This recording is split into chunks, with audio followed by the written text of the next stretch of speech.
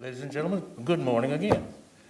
My name is Butch Murphy, and I have the privilege of welcoming you to the United States Army Graduate Program in Anesthesia Nursing Commencement Ceremony. Ladies and gentlemen, please stand for the invocation by Chaplain Sebo and the national anthem by Staff Sergeant Cordell Foster.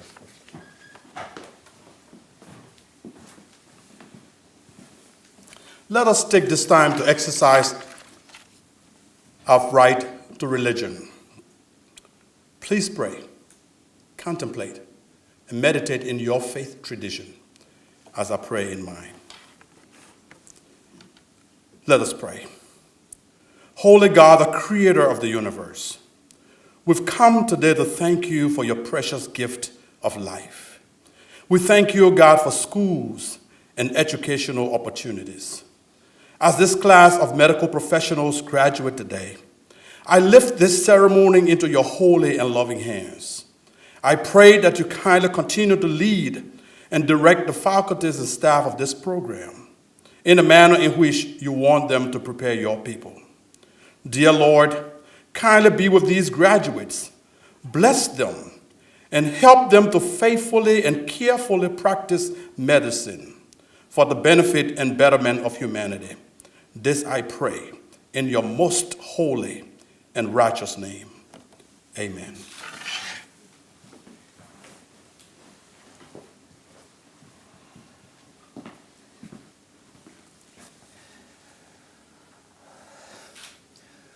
Oh, see, can you see by the dawn's early light what so proudly we hailed at the twilight's last gleaming, whose broad stripes and bright stars through the perilous fight o'er the ramparts we watched were so gallantly streaming, and the rocket's red glare, the bombs bursting in air, gave proof through the night that our flag was still there.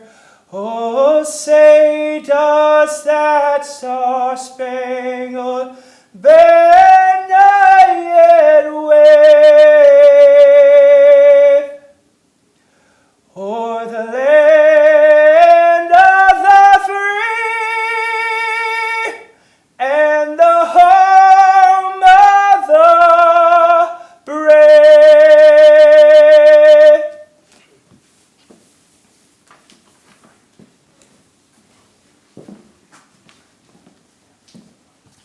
Ladies and gentlemen, please be seated.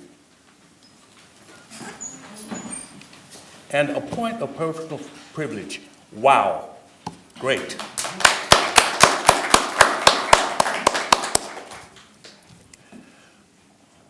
On behalf of the graduating class, we welcome Colonel Hurst, Colonel Williams Brown, Colonel Foglia, Lieutenant Colonel Rumler, and Command Sergeant Major Stanley. Also, the USAG-PAN Phase 2 Director, Colonel Rumler, and Assistant Director, Mr. Keaton. Friends, attending faculty, staff, honored guests, family, to the United States Army Graduate Program in Anesthesia Nursing for today's graduation for 5 CRNAs. I would now ask Colonel Foglia, the Director of Medical Education, to introduce our guest speaker.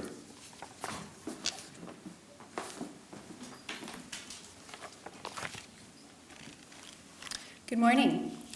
Colonel Aaron Elliott served as the Chief Nurse Anesthetist at Womack Army Medical Center and is married to Tamara Lynn Elliott, who served as an operating room nurse here at Womack. They have 2 wonderful children, Connor and Cheyenne.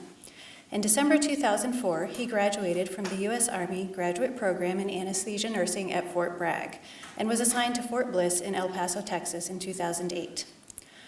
Upon graduation from his doctoral studies, he assumed the role of the Anesthesia Phase 2 Program Director until June of 2015. Colonel Elliott has developed some of the best-trained combat CRNAs in the Army. In July 2015, his career came full circle when he returned to Fort Bragg to serve as the Chief Nurse Anesthetist. Please welcome Colonel Aaron Elliott.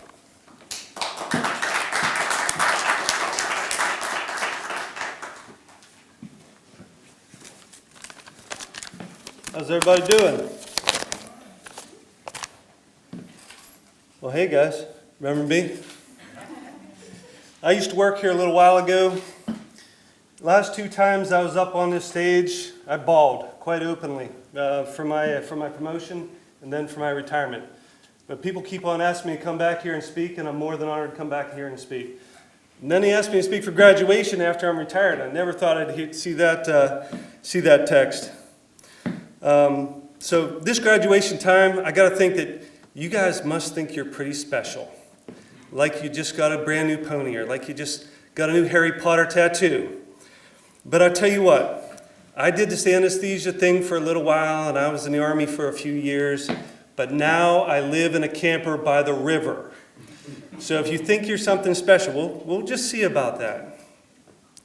I bet you'd noticed my glorious headgear that I wore just for these special festivities. That brings me to 2 points I'd like to make.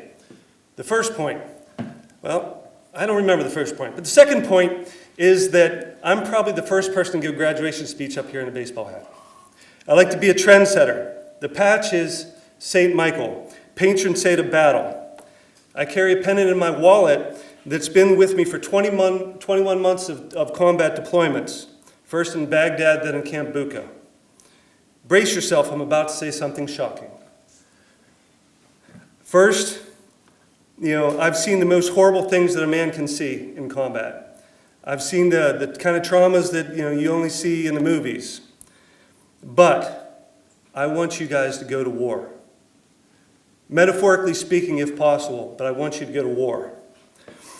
To quote a true movie classic, The Edge of Tomorrow, starring Tom Cruise, war is the fiery crucible from which true men are forged.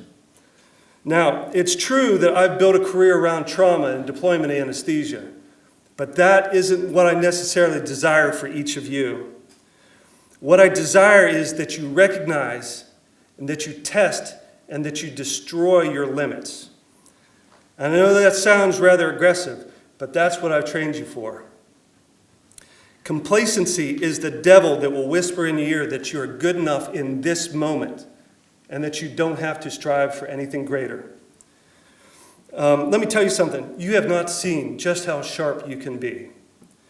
So take risks and delay gratification to achieve long-term successes. The Army has a way of screwing up the best laid plans. I want to tell you that right now. That, again, is why I'm living in a camper by the river. So, I'll tell you what, look at it this way. You're going to PCS, you're going to deploy, and you're going to participate in all varieties of joyous training events. But don't let that stop you from becoming an expert in your craft. By the way, it's no different in the civilian world. Now that I'm out, the grass is not greener on the other side of the fence. The manure smells just as strong. I want you to live your professional career as a CRNA, as an Army officer, between the dashes. What do I mean by that? Each one of you has entered into this glorious adventure whenever you signed up to come to this program, and you made your mark in time. And each one will serve as a combat anesthetist for a different length of time. It's what you do during that time period that matters. Do you become an expert in regional anesthesia? Do you become a researcher or develop evidence-based protocols? Do you become an FRST commander? Or do you spend your extra time preparing briefs, decision briefs for a local congressman or congresswoman? You can share your blessings doing mission trips, or you can share your knowledge with the next generation of CRNAs by becoming an educator.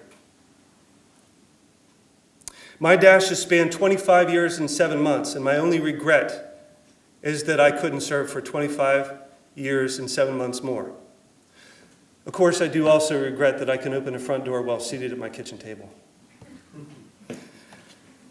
I know that I'm asking a lot of you, and I know you don't have any brain cells to spare, but I've got to ask you, what is going to be your legacy?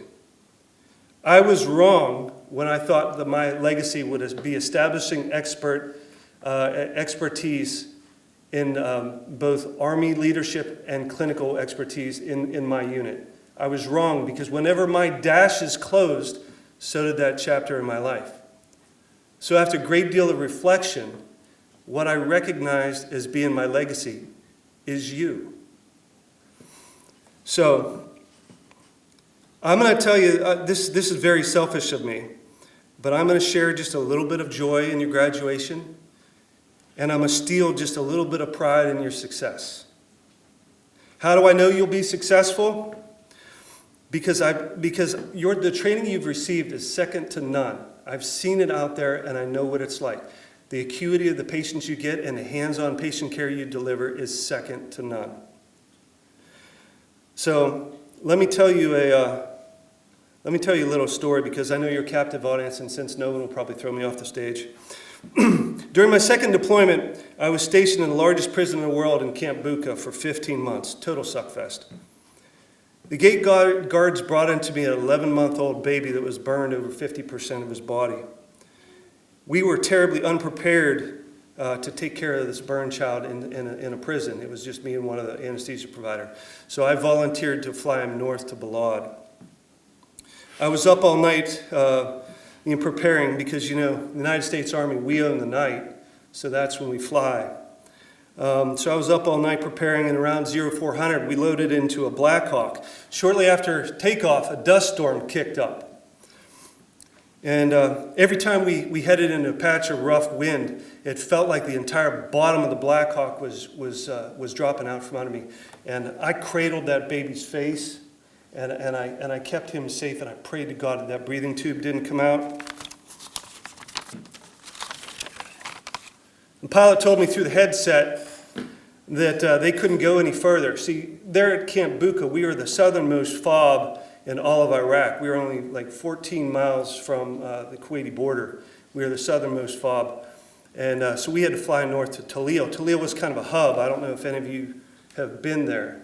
So Talil was a hub from which you would stage to go to some of the northern facilities. And they told me that they had to land there because they couldn't fly in that wind anymore. So they land there, and I get the baby off the Black Hawk, and I'm carrying a rucksack. I have my full body armor on, and carrying that stretcher in. And we get into the ER. I roll in there, and I see a friendly face from my first deployment, Colonel Dennis Turner, one of my CRNA buddies. And I was so relieved, and I saw him. And Dennis told me that he'd take care of the baby for a while, so that I can get some rack time and get some shut-eye. And so once I got the baby all tucked in the ICU, I decided I was going to go try to lay down for a while. And I finally found a cot where I could lay down my head. And no sooner did I get my body armor off than the mortar started falling. So I figured, all right, well, this is a sign. And now I'm too hyped up anyway, so I couldn't sleep. So I threw my body armor and I went back to the hospital.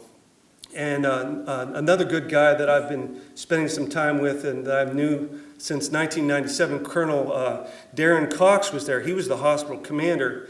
And Colonel Cox got on the line, and he called in for a CCAT team. So he called the Chair Force to see if they would find and fly in a CCAT team, which is comprised of an anesthesiologist and a nurse anesthetist and a tech to take care of this baby to get up north to Balad. And the geniuses on the other end of the line decided that they asked, well, who's taking care of the baby now? And Colonel Cox told them, well, an Army CRNA. And they said, well, he should be all right. So they didn't send a team. And Colonel Cox hung up the phone, and he told me this. And I said, well, damn, one riot, one ranger. I said, let's do it. So they flew in a C-130 for me and this little baby. And I thought this would have been a really great sight. This would have been one of those things you think is pretty powerful. I mean, you should have heard the hum of the engines, and they're blowing, and that backwash coming off the rotors. And it would have been pretty impressive if my baby's ventilator didn't quit as I was climbing up the ramp to that C-130. So I had an ambu bag there, a little bitty ambu bag that you guys are gonna learn to live and love. And so I quickly changed out the little bird ventilator to the ambu bag and got the baby up on top. We loaded the baby in, got the litter strap down, and things would have been going well after half an hour, except that all my monitors quit. And then my oxygen bottles ran out. All I had was a pulse oximeter on this baby's toe to tell me whether or not I was keeping him alive. So for 2.5 hours, I bagged this child, bent over in full body armor, trying to make sure I could get him to Baghdad, or to Balad, excuse me. And I'll tell you, I was successful in getting this baby to Balad. And there's a lot more to the story. I'll tell you, I got this baby to Balad. The only bright side of the story was every time that this nurse wanted to get my attention, she would pat me on the ass. No? Nobody? No, I got the baby to Balad, and I tell you what, I owe a large portion of my success and everything that I've done to the foundation that I know that each one of you has. So I was not always nice to you, and I will tell you that I was intentionally stressful, to say the least. And now I think you understand why. So my career has come full circle, as Colonel Foglia said, my career has come full circle. From the time upon graduation, whenever I was able to assist both one of my instructors and fellow staff members then upon graduation, placing an epidural that he couldn't get, and I did. To fast forwarding several years, whenever I entrusted one of my students to then do anesthesia on my son, Major Worth, one of my former students. I pray that you experience some watershed moment like this, and then I pray that you experience it and you remember it, because you're going to encounter those. Appreciate them. In the same way, I remember sitting exactly where you were, in this auditorium 17 years ago, waiting for the keynote speaker to shut up. I need a quick show of hands. Which one of you guys has your change of clothes in your car and is going to change in the parking lot on the way out of here? None? Come on. I did. Tell them the truth. Yep. So as I close, I want to leave the graduates with some honorary gifts. And I say honorary because I had no room to store them in my camper. Captain Logan Hirsch, for you I leave an extra supply of thyroid hormone and epinephrine. Dude, no student should be as calm as you are. You really should get your levels checked. Your calm demeanor will serve you well, and when things go sideways, and they will, you will be the calm in the storm. That's invaluable. But boy, when you yell for the first time, I wish I could be there. Captain Allison Oakes, a casual trolling of your Facebook would lead you to believe that you need more cute cat posters and an infinite supply of tattoo ink. However, I leave to you my command voice. I think that you're a sleeper, and you're always so quiet. However, you're going to need to crush some skulls someday. By the way, can everybody hear me? Am I loud enough? It's too late so it is what it is. You're going to need to crush some skulls someday, and I know that you have lots of leadership potential in you, and I wish you all the best of luck. You smile too much, which always makes you think you're up to something. I know, right? Captain Melissa Ouellette, please stand up. No, I mean, please stand up. That never gets old. To you, I leave my complete leadership lessons from the Lord of the Rings trilogy. Small hobbit hands, big firecracker spirit. We've talked a lot during our time together. You have overcome so much to be here, and you have completely earned your place, and I'm glad to have you as a part of our community. You don't have to be the biggest, the strongest, or the smartest. Where was I going with that? Say hi to Frodo for me. Captain Allison Martin, I already gave your supply of tattoo ink to Oaks. Plus, you won't be able to afford any in the coming future. Congratulations to your new baby, and you're already establishing your legacy.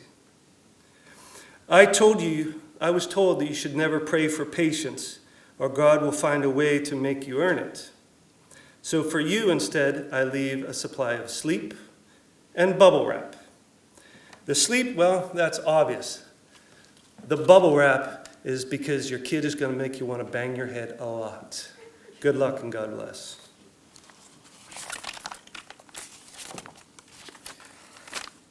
Captain Bernard Lease, you poor bastard. Can I say that? You were assigned to me more than all your other classmates combined. So what did you do wrong? I trained you hard, and I hope that one day you look back and wonder if I was crazy. I leave to you the box of Kleenexes and a list of all the things you should probably not say to students. It's in volume 5. I've trained you as well as I know how, and I hope that you become better than me. So I told you before, and I think that I was very clear whenever we sat down and had our initial discussions, that I was not your friend. I told you before that I didn't want to learn your first names until you graduated, because I didn't care. But now, if you'll have me, I hope that you'll have me as your colleague. My hat's off to you. It's my pleasure.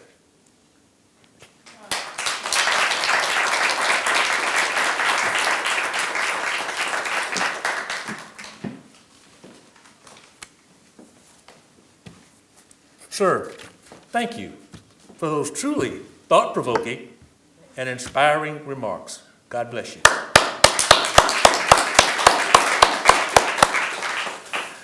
The U.S. Army has prepared top quality CRNAs for nearly 50 years. This program produces virtually all of the active duty CRNAs in the Army. Trainees spend 12 months in a program at Fort Sam Houston, followed by a 24-month period, phase 2 period, at Army sites. Womack Army Medical Center is privileged to serve as one of these sites. We will now move to the portion of the program that we all, especially some people there in the fourth row, are especially waiting for.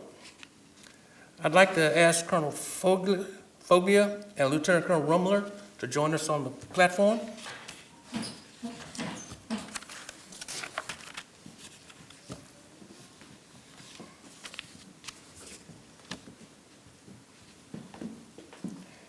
It is now my honor to introduce this year's graduates.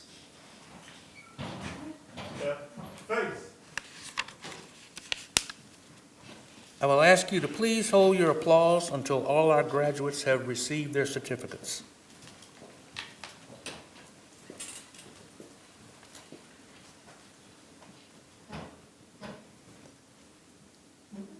Captain Bernard Lease from Fenimore, Wisconsin, is being reassigned to Fort Belvoir, Virginia.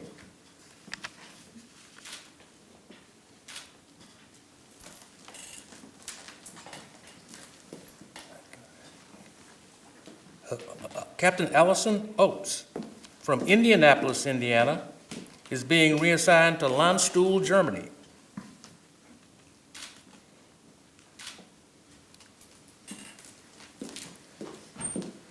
Captain Allison Martin from Kernersville, North Carolina, will be remaining here at Fort Bragg.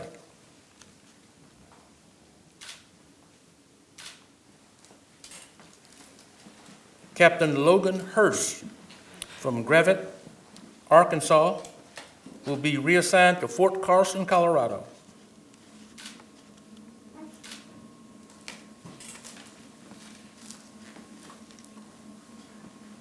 Captain Melissa Olette from Meriden, Connecticut, will be reassigned to Fort Gordon, Georgia.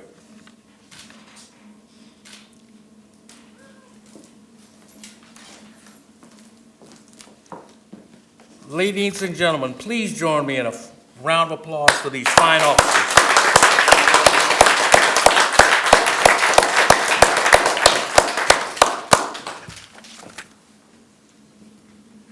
Done. Stacy, I got something for you guys. Oh, That's all right. your door, Army.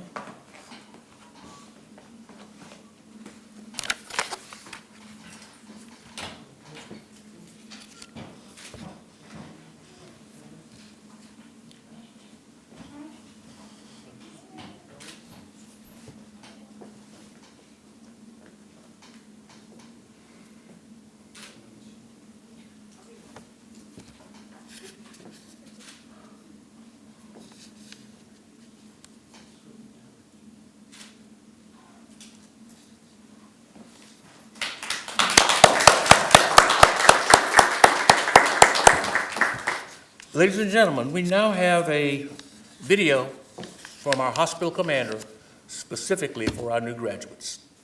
Hello, I'm Colonel Christopher Jarvis, Commander, Womack Army Medical Center. I want to take a brief moment to congratulate our graduates today. This is a tremendous achievement and culminates years of education and training. I know the road was not always easy. I have walked that road and I know it well. This persistent COVID environment has not made it any easier. Your graduation demonstrates your resilience in the face of adversity and the ability to accomplish the mission no matter the obstacles in the way. You are now prepared to take all this knowledge and wisdom out into the military health system to take care of service members, soldiers for life, and dependents. Be reassured that you are well educated, well trained, and ready to meet the demands of your chosen profession. Again, congratulations, and go forth and do great things.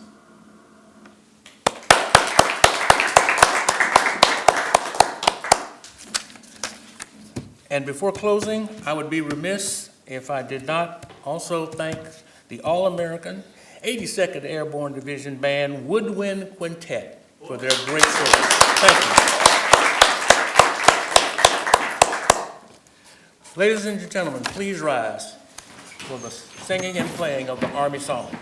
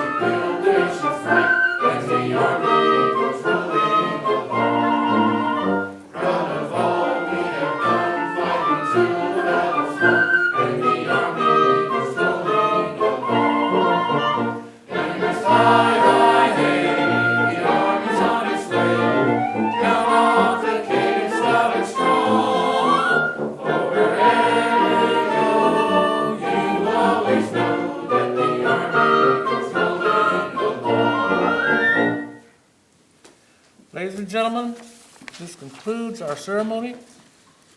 Thank you for your attendance. Have a wonderful day.